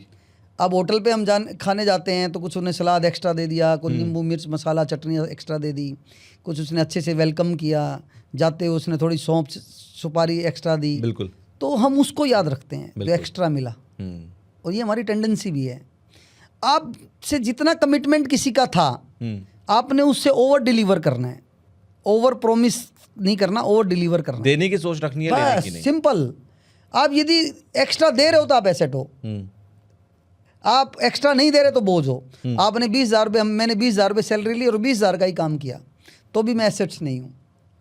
और यदि सारी भी बात छोड़ दो ना कि आप दे रहे हो कि नहीं दे रहे, कई बार नहीं दे पाते हम भाई, उतना रिजल्ट नहीं आ रहा, तो कम से कम आप तकलीफ नहीं दे रहे उसको। आप उसकी सोच में, मेमोरी में आओ जब, तो आपके बारे में सोच के सुकून मिले उसको। कई बार क्या होता है, उंगली करते रहते हैं बिना बात की, है ना, और वो परेशानी देते रहते हैं बिना ही बात की परेशानी। बिल्कुल। तो कई बार तो कुछ लोगों का नेचर ये भी होता है कि सब शांत क्यों है। शांत क्यों है। कई बार ऐसा भी लगता है कि सब कुछ अच्छा चल रहा है, स्मूथ चल रहा है, तो हमारे ही हो जाता है ये कि यार कुछ मजा सा नहीं आ रहा। कुछ करो भाई, कुछ करो भाई, तो हम उल्ट पुल्ट कर देते हैं कुछ। बिल्कुल। और ये मोस्टली लोगों का तरीका मैंने देखा। अभी जो आजकल सो कॉल्ड जो नए बिजनेसमैन जो लड़के आ रहे, बच्चे आ रहे हैं, वो उनको पता ही नहीं है कि मुझे इसमें क्लाइंट के लिए क्या करना है, कैसे करना है, या अपने लिए भी खुद कि मुझे प्रॉफिट भी कमाना है। बस काम में लगे रहेंगे, प्रॉफिट आ ही नहीं रहा, और उनको पता भी नहीं है कि प्रॉफिट नहीं आ रहा, तो भी लगे हुए हैं। तो बातें बहुत छोटी छोटी हैं, बट इन छोटी छोटी बातों से ही सिस्टम बड़ा बनता है। तो ये बातें आप मतलब हम कॉमन ध्यान रख सकते हैं। जैसे हम सबके साथ काम करते हैं, लेकिन व्यवहार अच्छा नहीं है हमारा। व्यवहार मतलब हम लेखे के पक्के नहीं हैं, अकाउंट्स के पक्के नहीं हैं। मैं मतलब आपसे लेन देन कर रहा हूँ, अपना हिसाब ही मैच नहीं है दोनों का। और मोस्टली बिजनेसमैन का साथ ऐसा होता है, हिसाब के पक्के नहीं है, लेन देन के पक्के नहीं है। ये बड़ी प्रॉब्लम बता रहा हूँ मैं आपको। जिसके अकाउंट्स क्लियर नहीं होंगे, हमारी ये शुरू से आदत रही, पैसे लेन देन लेट हो सकते हैं, हिसाब हमारा 24 घंटे मैच है। हमारा पहले दिन तक का अकाउंट अगले दिन 2 बजे तक मैच होगा ही होगा। ये शुरू से हमारी, आज से 25 साल की मेरी ये प्रैक्टिस है पूरी है कि हमारा 24 आवर्स में अकाउंट्स अपडेट होगा। वही हमारी टीम को फिर आदत पड़ी। तो मतलब हिसाब के पक्के ना होना, आई थिंक कमिटमेंट के पक्के ना होना। मेरे जैसे गांव में कहावत होती थी ना पहले, कुछ ऐसी कहावतें होती थी, जुबान का पक्का, व्यवहार का पक्का और लंगोट का पक्का। इन 3 चीज़ में आप पक्के हो गए तो आप कहीं भी असफल नहीं हो सकते। आप अपनी जुबान के पक्के रहो, आप अपने व्यवहार में, लेन देन में पक्के रहो, और आप अपने कैरेक्टर में पक्के रहो। बिल्कुल। तो आप कहीं भी जाके काम कर सकते हो। अच्छा, बात तो एक ये है, अब जीवन जीने के लिए एक ही बात बहुत है। सही बात है कि आपने कोई कमिट किया, उसको पूरा कर रहे हो आप। इसमें तो सब कुछ ही आ गया। आप अपने लेन देन में अच्छे हो, तो आदमी की पहचान, मान लो एक औरत की पहचान, मान लो एक उसकी ब्यूटी में हो सकती है कि ब्यूटीफुल है। आदमी की ब्यूटी पता है क्या है? आदमी की ब्यूटी है कि लेन देन कैसा है उसका। केवल एक क्राइटेरिया मान लें हम उसका कि अरे आदमी खरा है। अच्छा बोलते हैं ना, आदमी खरा है, आदमी खरा है, खरा है। अच्छा, इस बात की तरफ कोई ध्यान ही नहीं दे रहा। और आज फाइनेंशियल मैनेजमेंट ऑलमोस्ट 60-70% लोगों की बेकार हो चुकी है। बिल्कुल। इन्वेस्टमेंट कैसे करनी है। अब लोग पैसा आया, महीने की इनकम आई और खर्च कर देते हैं। इसका तरीका पता है क्या होना चाहिए तुषार भाई? हमने एक परसेंटेज फिक्स कर लिया कि मेरी कमाई का मैं 15% री इन्वेस्ट करूंगा, सेविंग करूंगा। तो मेरे पास 1 लाख रुपए महीने के आए तो मैं 15,000 पहले अलग खाते में डाल दूं, फिर 85,000 में घर चलाऊं। लोग उल्टा करते, पहले खर्चे करते हैं, फिर देखते हैं कुछ बच गया तो कर देंगे। उल्टा करना चाहिए। और यही अब बातें तो बहुत कर सिस्टम का, ये सब सिस्टम बनाने की बात है। और अभी जैसे आपके साथियों और आपके जानने वाले लोगों से मेरी बात हुई तो उन्होंने कहा एक चीज़ बहुत इंपॉर्टेंट है गोयल साहब के अंदर, वो ये है कि ये सिस्टम बहुत तगड़ा बनाते हैं। मतलब ऑटो मोड सिस्टम बनाकर रखेंगे कि मैं रहूं यहाँ पर इस जगह पर या इस जगह पर ना रहूं, सिस्टम अपने आप काम करता रहेगा। आजकल बिजनेसेस जो डेवलप करते हैं या बिजनेस डेवलपमेंट की जो बात करते हैं, वो ये कहते हैं कि हमेशा बिजनेस वो होना चाहिए जो ऑटो मोड पे चले। ये सिस्टम बनाने वक्त क्या ध्यान रखना चाहिए और कैसे बनाना चाहिए सिस्टम? मैं नहीं कह रहा कि ये सिस्टम मैं बनाता हूँ जी। जिसको भी आगे बढ़ना है, ये बढ़ना भी ना हो, चाय की दुकान के भी अपने नियम होने चाहिए। बिल्कुल। घर चलाने के भी अपने नियम हैं। और ये संसार कैसे चल रहा है पता है तुषार भाई? कितना मैकेनिज्म, कितने जीव जंतु, वनस्पति, कैसे यूनिवर्स का भी एक सिस्टम है, पूरा सिस्टम है जी। बिल्कुल। और इस सिस्टम को ही साइंस बोलते हैं, ये विज्ञान है। और जितनी भी तकलीफें आ रही हैं आज, जो कैंसर हो रहा है, तो इसका मतलब बॉडी का सिस्टम कहीं बिगड़ा है। बिल्कुल। तो सिस्टम तो पहली जरूरत है। और सिस्टम बनाते हुए आपने बोला कि क्या चीज़ का ध्यान रखें। सबसे पहले पता है मैं क्या चीज़ का ध्यान रखता हूँ? हमारे आसपास के जितने लोग हैं उन सब के लिए उस नियम का भला होना चाहिए। खासकर जो नियम को लागू करवाने वाले लोग हैं। लोग बोलते हैं कि नियम बनते क्लाइंट के लिए बनते हैं। मेरा उल्टा सोचना है, पहले नियम अच्छे होने चाहिए अपने स्टाफ के लिए, दूसरे आपके वेंडर और एसोसिएट्स के लिए। जी। आप इनके साथ नियम अच्छे बना लो, आपका क्लाइंट हमेशा खुश रहेगा। और क्लाइंट खुश लगातार बना हुआ है तो बिजनेस तो सक्सेस। आप क्लाइंट तो वो हम खुश कर ही नहीं सकते क्लाइंट को। क्लाइंट को खुश करेगा हमारा स्टाफ, हमारा नियम, हमारा सिस्टम। आप उनके भले की सोच लो, स्टाफ के भले की। एक ऐसा ही कोई कॉन्फ्रेंस था, वहाँ मेरा जाना हुआ BNI। ये पॉडकास्ट स्टाफ में जो लोग काम करते हैं ना, एम्प्लॉय लेवल पे जो लोग हैं, वो बड़ा पसंद करेंगे। नहीं, ये मैं कोई अलग नहीं बता रहा जी। ये नियम है ये। और जो व्यापारी भाई इस बात का ध्यान नहीं रखता, वो ही आगे चल ही नहीं पाता। मैं हमेशा बोलता हूँ कि एक व्यक्ति की 2 इनकम होनी चाहिए। जी। कौन कौन सी? एक फिक्स, एक वेरिएबल। ठीक है। एक बंदा स्टाफ में वो ज़्यादा काम क्यों करेगा भाई? क्यों करे उसको? उसका कारण दो ना आप कि वो ज़्यादा काम करे। बिल्कुल। इंसेंटिव दो उसको, बिल्कुल। ओवर टाइम दो, इंसेंटिव दो। अब मेरी सैलरी 20,000 रुपये मान लो, और मेरा मन कर गया मेरी गर्लफ्रेंड को, मेरी वाइफ को मुझे गोलगप्पे खिलाने हैं या मुझे उसे ट्रीट करना है, उसमें 500 रुपये का खर्च हो गया। मैं तो नहीं चाहूँगा यार 20,000 में से खर्च करूँ। मेरी कुछ ऊपर की कमाई बने और वो नेक नीयत से बने कि मैं ओवर टाइम कर रहा हूँ, एक्स्ट्रा काम कर रहा हूँ, इंसेंटिव आया तो उसमें से दूंगा भाई। और 20,000 की कमाई तो मैं जाके मेरी घरवाली को दूंगा, मैं जाके अपने उसके हाथ में रखूंगा, या उसकी प्लानिंग मैंने की उसको ही करूंगा मैं। तो इस बात को मैंने शुरू से ही समझा कि हर बंदे के हाथ में उसकी सैलरी का 10% कम से कम उसको एक्स्ट्रा किसी न किसी बहाने का मिलना चाहिए। तो उसको हमने मौके दिए कि मार्केटिंग में आप ऑर्डर्स बनाइए, कलेक्शन में आप कलेक्शन के आपके इंसेंटिव होंगे। इस तरह से अलग अलग डिपार्टमेंट में जहां जिसके जो इंसेंटिव्स बन सकते हैं। मतलब आप कोशिश करिए, और जब कोशिश करते हैं तो आप बनती है बात। तो अभी 60-70% लोगों के मेरी कंपनी में इंसेंटिव है। अच्छा। तो वही सूत्र है जो हमें यहाँ तक लेके आए। ये रील काट के आप अपने बॉसेस को भेजिए इंसेंटिव के लिए। आप बता सकते हैं किसी का नहीं हो रहा हो तो, मेरी टीम में भी जी। तो मतलब ऐसा कोशिश हमें करनी चाहिए। और आपकी ग्रोथ तब मायने रखती है जब आपके लोग ग्रोथ कर रहे हैं। और यदि आपकी इनकम की ग्रोथ नहीं है ना माय डियर तुषार, तो आप उनके जीवन में कुछ खुशहाली आ रही है जी, ईजीनेस आ रही है जी, मल्टीपल स्किल अब उनके डेवलप हो रही है, वो कुछ अपने जीवन को आनंद से जी रहे हैं, अपने काम को जल्दी पूरा कर रहे हैं। जहाँ इनकम तो नहीं बढ़ सकती, हर एक पोस्ट की लिमिट है। हाँ। अब गार्ड की सैलरी 15,000 से 30,000 तक हो सकती है। हाँ। 30,000 से ऊपर वो सैलरी दे ही नहीं सकते आप, सब्स्टिट्यूट देखने लगोगे। वो भी एक सिस्टम है। अकाउंटेंट की सैलरी मान लो 15,000 से शुरू होकर 80,000 रुपये, 90,000, 1 लाख तक जाती है एवरेजली कंपनी। उससे ऊपर जाने के लिए तो आपको और कुछ करना पड़ेगा, आपको रिस्पॉन्सिबिलिटी ज़्यादा लेनी पड़ेगी, थोड़ा सा और बड़ा सिस्टम एक्स्ट्रा करना पड़ेगा।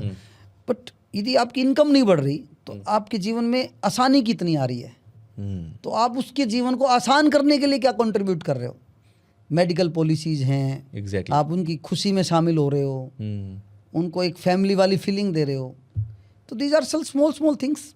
ये वो फ्रीबीज हैं जिसके लिए एक एम्प्लॉय आपसे आपके साथ दिल से कनेक्ट होता है। एक होता है कि वो ठीक है सैलरी ले रहा है, काम कर रहा है, दैट्स इट। बट अगर वो आप चाहते हैं कि वो दिल से मेरे लिए काम करे, वो दिल से लॉयल्टी दिखाए, तो उसके लिए आपको भी कुछ एक्स्ट्रा फ्रीबीज देनी। फ्रीबीज नहीं है ये तो मेरे ख्याल में लगता है कि मैंडेटरीज हैं। ये तो हमारे करना चाहिए, ये हमारे को पहले करना चाहिए। आप सामने वाले की होलिस्टिक डेवलपमेंट में क्या कंट्रीब्यूट कर रहे हो? बिल्कुल। और आज किसी को this are all relations are transactional. तू क्या करेगा, मैं क्या दूंगा। बिल्कुल। मैं क्या करूंगा, तू क्या देगा। गिव एंड टेक की भावना सबके अंदर। इतना ट्रांजैक्शनल हो गया हमारा, तो कैसे जीवन चलेगा यार। तो बॉन्डिंग तो जैसे ईंटों को जोड़ने के लिए सीमेंट होती है, बिल्कुल, that emotions are the cement. अब मान लो सीमेंट है ही नहीं तो ईंटें कैसे रुकी रहेंगी, गिरेंगी वो। आज मियाँ बीवी का रिश्ता इतना ट्रांजैक्शन होता जा रहा है, तभी रिश्ते कहाँ रुक रहे हैं। बिल्कुल। तो मुझे तो बहुत चिंता होती है इस विषय को लेकर कि कैसे समाज कैसे बने। क्या लगता है आपको कहाँ फेलियर है? यही फेलियर है, इमोशनल रिश्ते नहीं है, ट्रांजैक्शनल बेस हो गया सब, धीरे धीरे और बढ़ता जा रहा है। और बड़ी बात क्या है कि जो सो कॉल्ड जो समाज को दिशा दिखाने वाले लोग हैं वो भी कह रही हैं कि शादी क्या जरूरी है। बिल्कुल। तो जो बेस हमारा इस पूरे संसार का जो बेस है यूनिवर्स का, वो तो यही है ना, रिश्ते ही तो हैं। बिल्कुल। अब कैनविन फाउंडेशन में भी हम इन्हीं की कोशिश करते हैं। मैं इसी पे आने वाला था, कैनविन बना कैसे? कहते हैं लोगों ने मुझे बताया, जो गूगल ने बताया कि माँ की जो याद थी आपके मन में, उसने कैनविन का बीज रोप दिया। कैसे आया ये आइडिया, कहाँ से आया? और आज क्योंकि बहुत बड़ा नाम है कैनविन अपने आप में, मैं गुड़गांव को चल रहा हूँ, मैंने खुद देखा कैनविन को, तो बहुत बड़ा नाम बन चुका है। कैसे हुआ वो सब? ये मुझे लगता है कि मेरे जीवन को, जो एक अधूरे जीवन को थोड़ी पूर्णता या एक सेटिस्फेक्शन देने का काम कैनविन फाउंडेशन ने किया। जी। हम बहुत कुछ बटोरते रहे, तो बटोरते रहें तो उसकी क्या वैल्यू है? मुझे नहीं लगता। जब हम कुछ बांट रहे हैं साथ साथ, जी। मेरी माँ ने, मेरे पिताजी ने सिखाया कि हम जितने भी महीने की इनकम करते हैं उसका एक हिस्सा 1%, 2%, 5% आप समाज के लिए दान करो। और ये मैं नहीं कह रहा, मेरी माँ ने नहीं कहा, हमारी संस्कृति हमें सिखाती है। हमारे शास्त्र कैसे? दशांश का हिस्सा हमेशा बात होती है, 10% की। बिल्कुल, कुछ भी करें आप हमारी तो आप आटे को आटा दे रहे हो, चींटी को, गाय को रोटी दे रहे हो, आप पक्षियों के लिए पानी रख रहे हो। कितनी बड़ी सोच है ये, हम देने की सोच रखते हैं। बिल्कुल। पैसा थोड़ी लगता है इसमें। तो इसी तरह मेरी माँ को 2015 से 2018 कैंसर हुआ, और वो हमारे लिए बड़ा एक टर्निंग पॉइंट और सेटबैक था लाइफ का। मेरी माताजी की उम्र 60 ईयर्स थी उस टाइम, और लाइफ बहुत अच्छी चल रही थी। तो एकदम से पता लगता है मेरी माँ को, जिसको हमने कभी बुखार में नहीं देखा, जो बिल्कुल स्वस्थ, और एकदम से पता लगता है 4th स्टेज लंग कैंसर, और 3 महीने की इनकी लाइफ है केवल। तो हमारी लाइफ पे उस टाइम कैसे बीती होगी आप समझ सकते हो। बिल्कुल।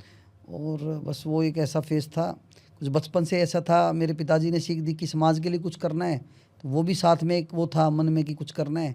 2015 से 18 में माँ के साथ रहा, तो मैंने देखा कि मेडिकल फील्ड में बहुत प्रॉब्लम्स हैं। अब आप तुषार भाई मेरे घर में, या एक एग्जांपल के तौर पे देख सकते हैं, भगवान ना करे आपके घर में कोई दिक्कत आती है, तो पहले क्या देखोगे आप कि मैं किस हॉस्पिटल में जाऊँ, बिल्कुल, कहाँ मेरा इलाज अच्छा होगा, बिल्कुल, जहाँ डॉक्टर भी अच्छा हो, जहाँ मेरी पॉकेट पे भी ज़्यादा वजन ना पड़े, बिल्कुल, जहाँ मेरे साथ चीटिंग ना हो, है ना। और जो टाइम फ्रेम आप बता रहे हैं उसी टाइम फ्रेम मेरे पिता को भी उस वक्त कैंसर हुआ था, तो वो चैलेंजेस मैंने भी देखे हैं। उस टाइम पर कैंसर को लेकर ना इलाज ढंग के थे, अब तो फिर भी बहुत ग्रोथ हो गई इस सेक्टर में, ना इलाज ढंग के थे और ना हॉस्पिटल्स में आपको इतनी सुविधाएं थी, बहुत तकलीफ। तो मैंने उस दर्द को बड़ा नज़दीक से देखा। मैं मेरी माँ को 2 बार जर्मनी लेके गया ट्रीटमेंट के लिए, तो जिस दौरान भी मेरी माँ के, उस दौरान 3 साल में मैं 80% टाइम माँ के साथ ही रहा जी। तो वो बड़ा इमोशनल हमारी शेयरिंग्स होती थी। तो मेरी माँ ने कहा यार देखो कितने लोग परेशान हैं, अब तू तो चलो भाई खर्चा कर रहा है भी ठीक है, वो ये लोग देखो कितने परेशान हैं, तो कुछ कर इनके लिए। बिल्कुल। तो बस वो फिर वो उसी दौरान मैंने सोच लिया था, या भगवान ने ऐसी विजडम दी कि कुछ करना है लाइफ में। मेरे डॉक्टर्स के साथ बहुत दोस्ती हो गई, करीबन 50-60 डॉक्टर मेरे अच्छे दोस्त बन गए थे। बिल्कुल। तो बस वो फिर मैं उनसे बातचीत करता रहता था कि क्या कर सकते हैं। फिर 2018 में माता जी का देहांत हुआ। 2019 8 मार्च को हमने कैनविन फाउंडेशन के नाम से शुरुआत की, कैंसर पे विन। तो जो कैंसर से लोग ठीक हुए हैं उनके एक्सपीरियंस को इकट्ठा करके कैमरे में और लोगों तक पहुंचाएंगे कि वो ठीक कैसे हुए। भाई इतनी सही शुरुआत हुई थी। 19 के बाद कोरोना आया, कोरोना में हमने बहुत काम किया जी। पहले corona vaccination, covid test camp, घरों में दवाइयाँ पहुंचाना, एक ऐसी चैनल बना के ऐसे 64 डॉक्टर्स का एक पैनल बनाया हमने। 24 घंटे फ्री कंसल्टेंसी हम करते थे। अच्छा। फिर एक पॉलीक्लिनिक बना लिया था हमने 2019 में ही। फिर वो ऐसा एक रिस्पॉन्सिबिलिटी सी आ गई कि कोरोना में हमने बहुत काम किया। ऑक्सीजन सिलेंडर, एक ओयो की बिल्डिंग लेके 28 बेड्स को हमने ऑक्सीजन सिलेंडर लगा के हॉस्पिटल में कन्वर्ट किया। वहाँ 20 दिन जो वो एकदम से सिनेरियो था ना, उस 20 दिन हमने बहुत काम किया।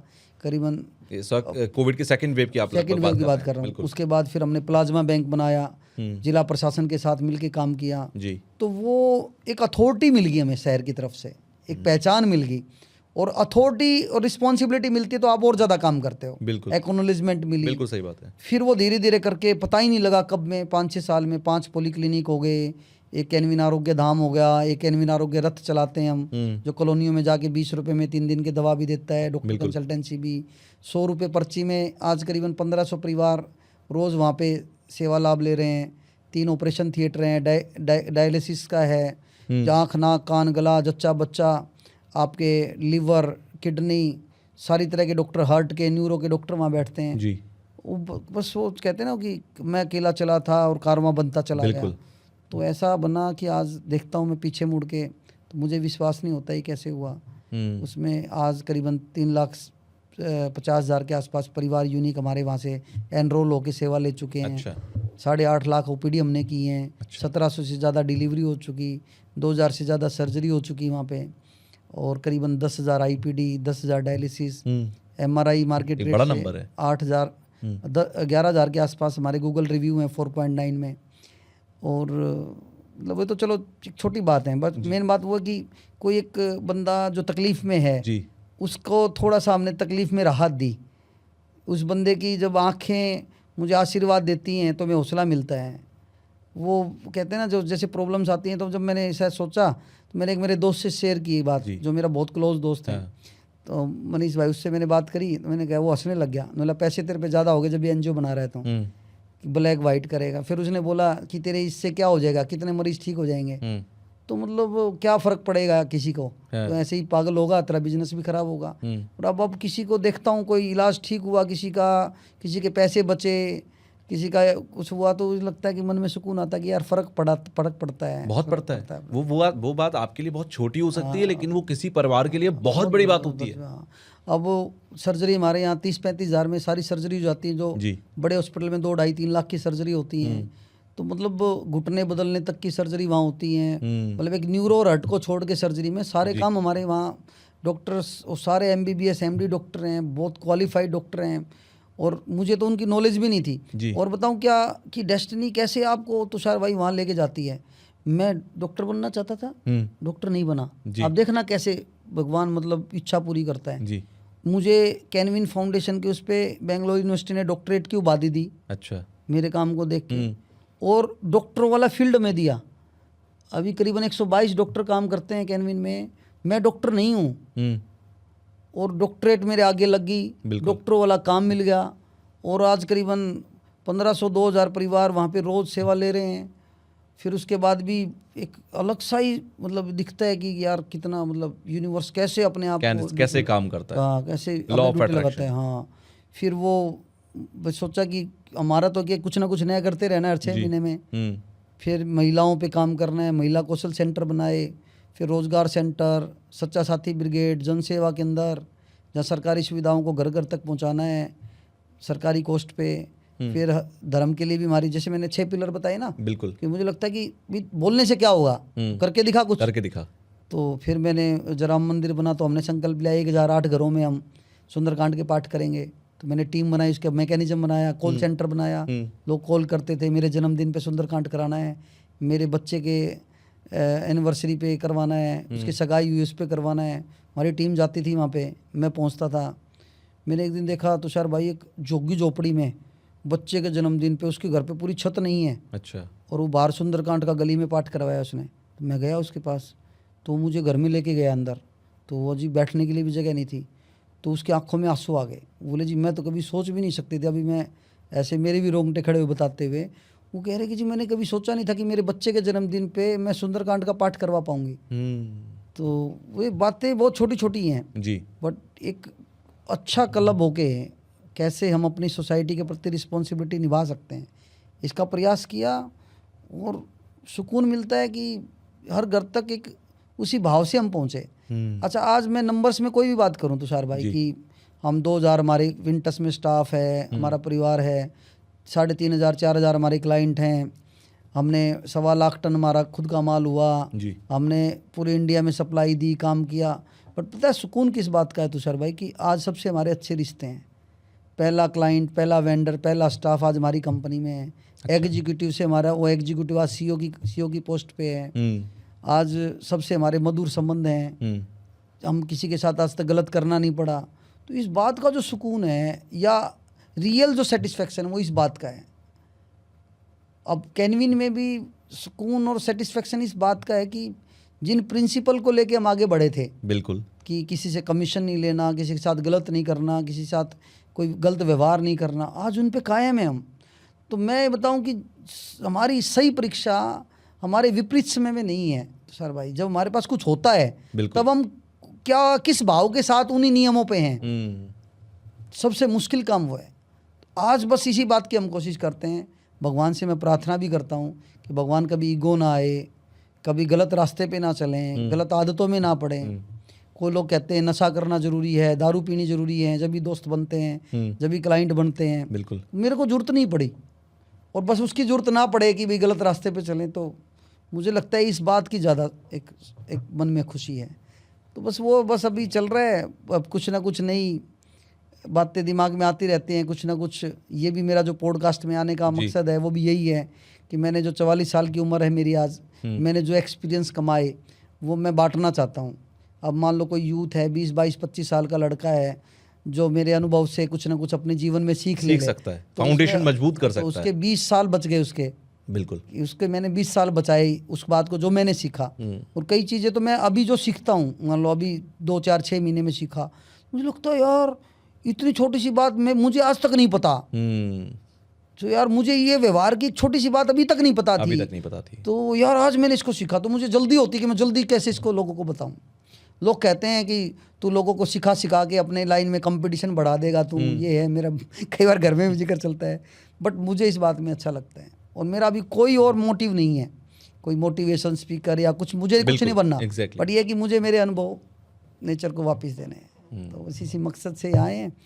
और अच्छा लगता है कि जहाँ हम विचारों को आदान प्रदान करते हैं। तो बिल्कुल, क्योंकि मैं हमेशा कहता हूँ कि 100 किताबें पढ़ने के बाद जो आप सीखेंगे वो शायद एक पॉडकास्ट 1 घंटे का देखने से आप सीख सकते हैं। कहते हैं कि पूरी ज़िंदगी ठोकरें खाकर सीखने से अच्छा है कि दूसरे ने जो पूरी ज़िंदगी ठोकरें खाई हैं वो आप उसके 20 साल के एक्सपीरियंस को सुन लीजिए और वो ठोकरें आप मत खाइए। तो ये बहुत ज़रूरी होता है। जैसे शुरुआत में मैंने कहा कि knowledge is also a gold. जो गोल्ड सिल्वर है उतने ही कीमती नॉलेज भी अगर आप पॉडकास्ट से लेकर जा रहे हो, जो लोग यहाँ तक देख रहे होंगे, डेफिनेटली वो बहुत कुछ सीखेंगे। सीखने की भी एक चॉइस होती है कि मैं आपके पूरे पॉडकास्ट से, इवन मैं भी अभी आपको जब सुन रहा हूँ तो मैंने भी 2-3 चीज़ें सीख ली कि चलो यार ये चीज़ मुझे अच्छी लग रही है, ये मेरी लाइफ में काम आ सकती है या उस वाली प्रॉब्लम को सॉल्व कर सकती है। तो हर कोई कुछ ना कुछ सीखता है, ज़रूरत जिसकी जैसी वो वैसा सीखता है। वेल, कुछ चीज़ें और मुझे समझनी है। जैसे आपने कहा कि संघर्ष जो होता है, असली परीक्षा उस वक्त नहीं होती है, असली परीक्षा तब होती है जब आप संघर्ष से बाहर आ जाते हैं। संघर्ष से बाहर आना ही सबसे मुश्किल का दौर होता है। बहुत लोग टूट जाते हैं, बहुत लोग अपनी ज़िंदगी ख़त्म कर लेते हैं, बहुत लोग परिवार से दूर हो जाते हैं। मतलब संघर्ष का एक ऐसा समय होता है जब आप एक अपनी ज़िंदगी को नया दौर देते हैं। इस स्ट्रगल से कैसे लड़ना है, क्योंकि जितने लोग हमें सुन रहे होंगे हो सकता है उसमें से बहुत बड़ी संख्या इस बात की हो जो स्ट्रगल कर रहे हैं अपने किसी भी फील्ड में। देखिए, पहली बात तो हमें उसके ओवरऑल एक कॉन्सेप्ट को समझना पड़ेगा कि संघर्ष के विषय क्या हैं। कई बार तुषार भाई है संघर्ष हम कर नहीं होते, हम उसको हावी ज़्यादा कर लेते हैं।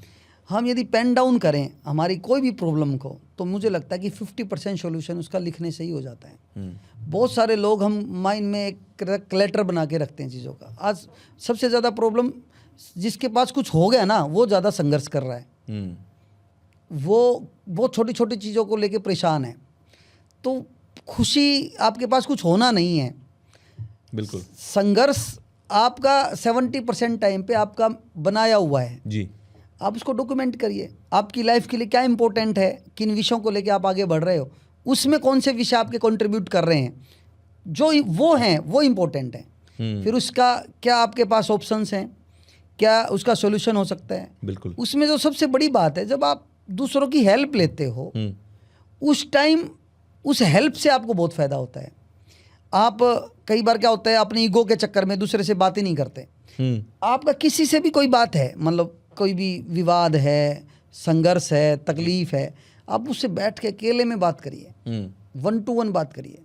मैं दावे के साथ कह सकता हूँ जो पॉडकास्ट ये देख रहे हैं, मतलब बहुत बड़ा सोल्यूशन हमारी बातचीत में आ जाएगा। बट वो बातचीत हमारी मैनिपुलेटेड नहीं होनी चाहिए, फैब्रिकेटेड नहीं होनी चाहिए, दिल से होनी चाहिए।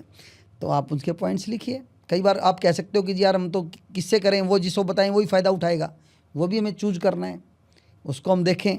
कई बार क्या होता है, जिसको हमने बताया वही हमारे स्वाद ले रहा है, बिल्कुल हरियाणवी भाषा में बोले तो, या वही हमारे को ख़राब कर रहा है। तो वो हमें सेलेक्ट करने पड़ेंगे। जो हमारे क्लोज दोस्त हैं, जो हमारे गाइड हैं, हमारे बड़े हैं, तो उनसे आप बैठ के अपनी सलाह कीजिए।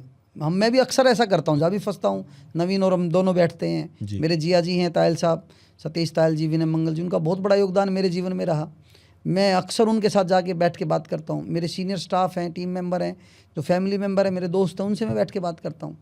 तो ये संघर्ष के समय पे जब आप बातचीत को बढ़ा देते हो, भगवान की भक्ति बढ़ा देते हो, और आप कड़ी मेहनत करते हो जी, स्मार्ट प्लानिंग, कड़ी मेहनत आप इसको करते हो, तो और इन सारों में एक चीज़ जोड़ दो, दिल से लगातार।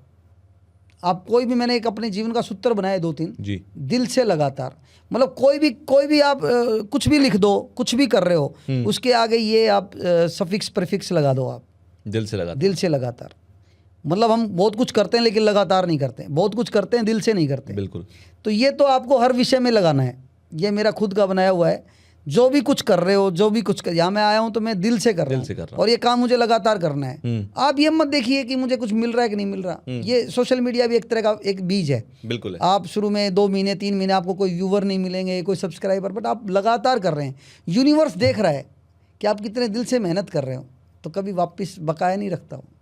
मैंने बहुत सारे पॉडकास्टर्स को भी सुना, बहुत सारे सोशल मीडिया इन्फ्लुएंसर को भी देखा मैंने, जिन्होंने कंसिस्टेंसी रखी उनको सफलता जरूर मिली।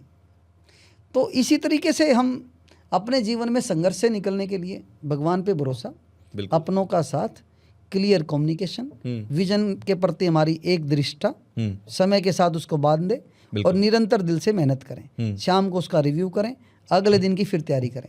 ये एक पूरा साइकिल है। कई बार हम संघर्ष में 4 पॉइंटों पे अटके हुए हैं, 4 में से 2 काम के है ही नहीं, आप बिना बात के अटके हुए हैं, तो केवल 2 पॉइंट पकड़िए और उन 2 पॉइंट पे आप अपनी जान लगा दो कि मुझे ये करना ही करना है। वो जिद जो होती है ना, वो जिद वो सभी गुणों से बड़ी होती है, बस उस पर करना ही करना है। और वो क्यों करना है इसका रीजन बड़ा होना चाहिए। उस क्यों में केवल पैसा कमाना है, केवल उसमें दूसरे का हित है, तो वो इसलिए भी आपका संघर्ष सक्सेस नहीं हो रहा। तो वो भाई तो आपका बहुत बड़ा क्लियर होना चाहिए। तो कैसे बाद में आएगा, क्यों पहले आएगा? बिल्कुल आएगा। तो यदि वो क्यों आपका ठीक है तो फिर रास्ते तो बनते ही चले जाते हैं, उसमें मुझे नहीं लगता।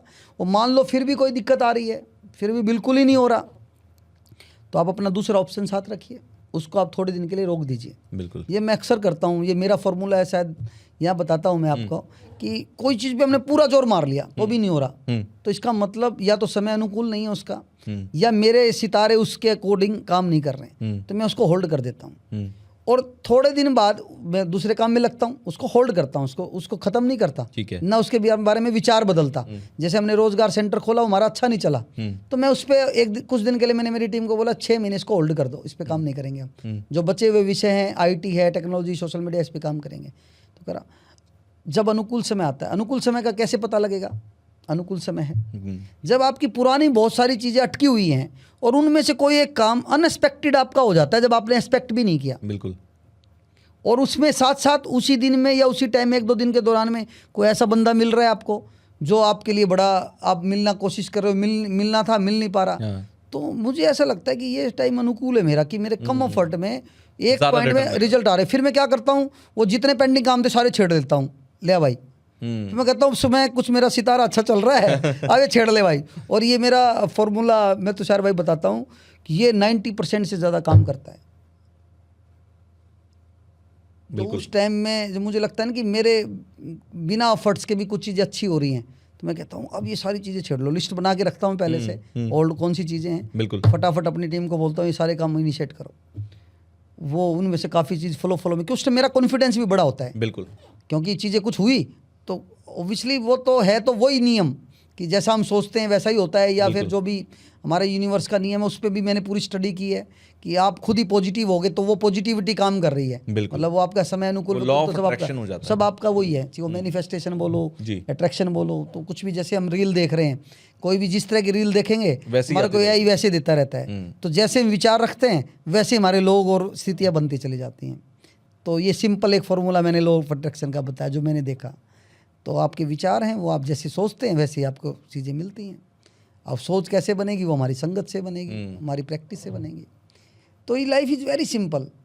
इसमें मैंने इसको भी इतना सिंपल तरीके से देखा कि कुछ नहीं है, दिल से काम, निरंतर अभ्यास, दिल से प्रयास, निरंतर अभ्यास, बस इतना ही है, खत्म।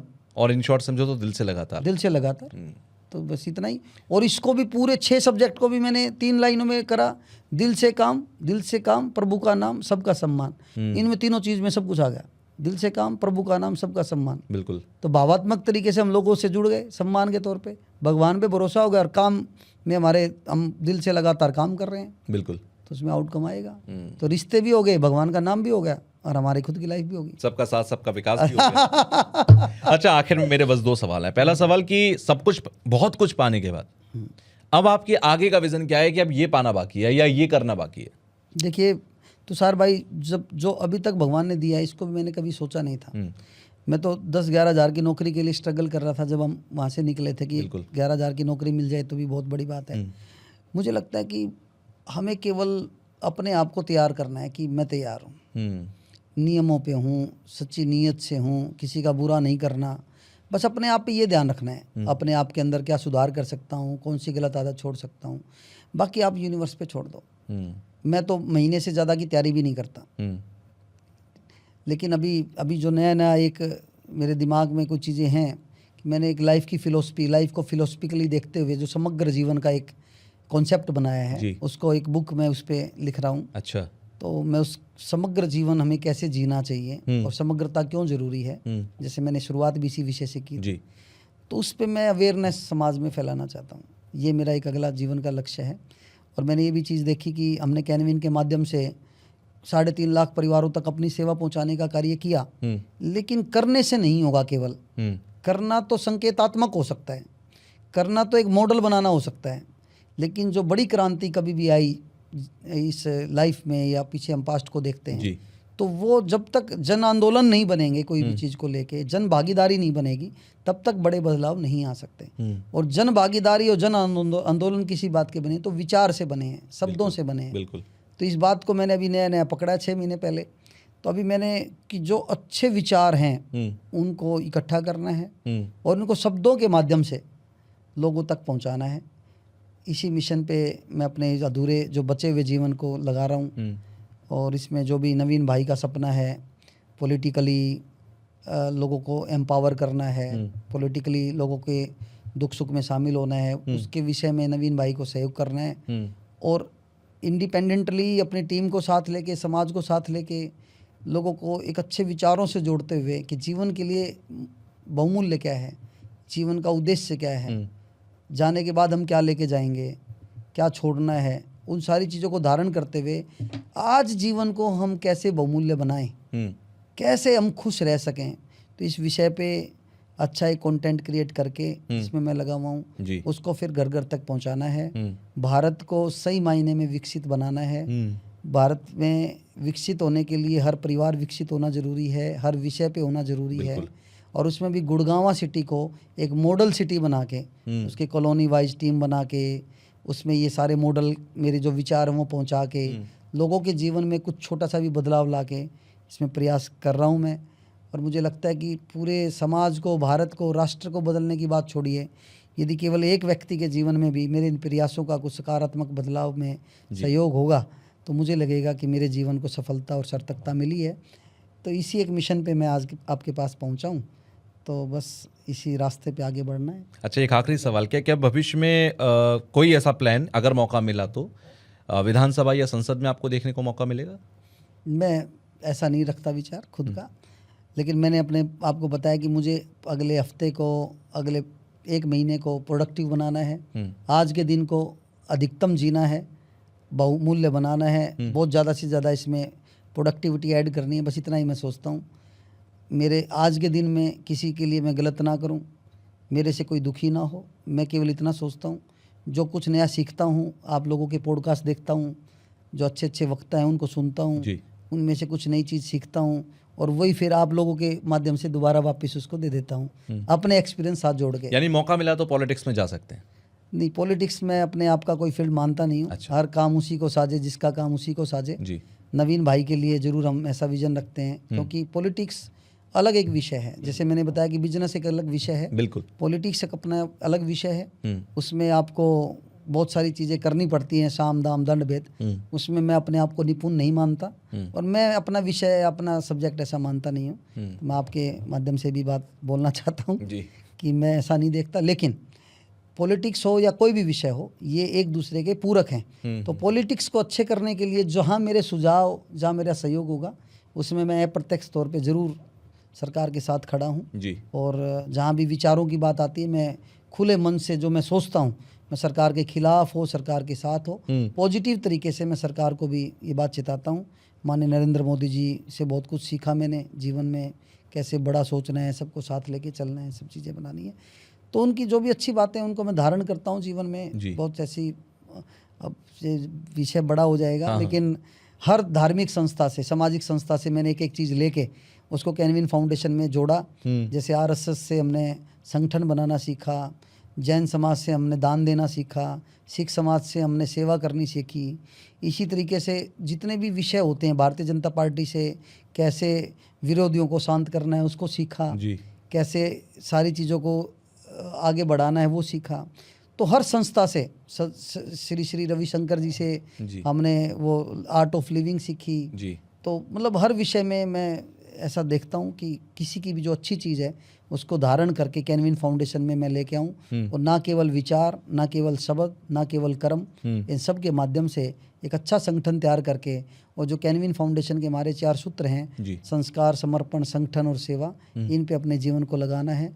तो इसी तरह से करता हूँ मैं। सबका सम्मान, सबका उत्थान, ये मेरे सबका साथ सबका विकास से ही मैंने लाइनें जोड़ी। सबका सम्मान, सबका उत्थान, ये सबका रेस्पेक्ट हो और सबको आगे होलिस्टिकली हम ग्रो करने में हेल्प करें। बिल्कुल। ये मैंने अपने जीवन की 2 लाइनें ऐड की। तो मुझे लगता है कि इन सभी पे जो हमने बनाई है उस पे जीवन को जीना है।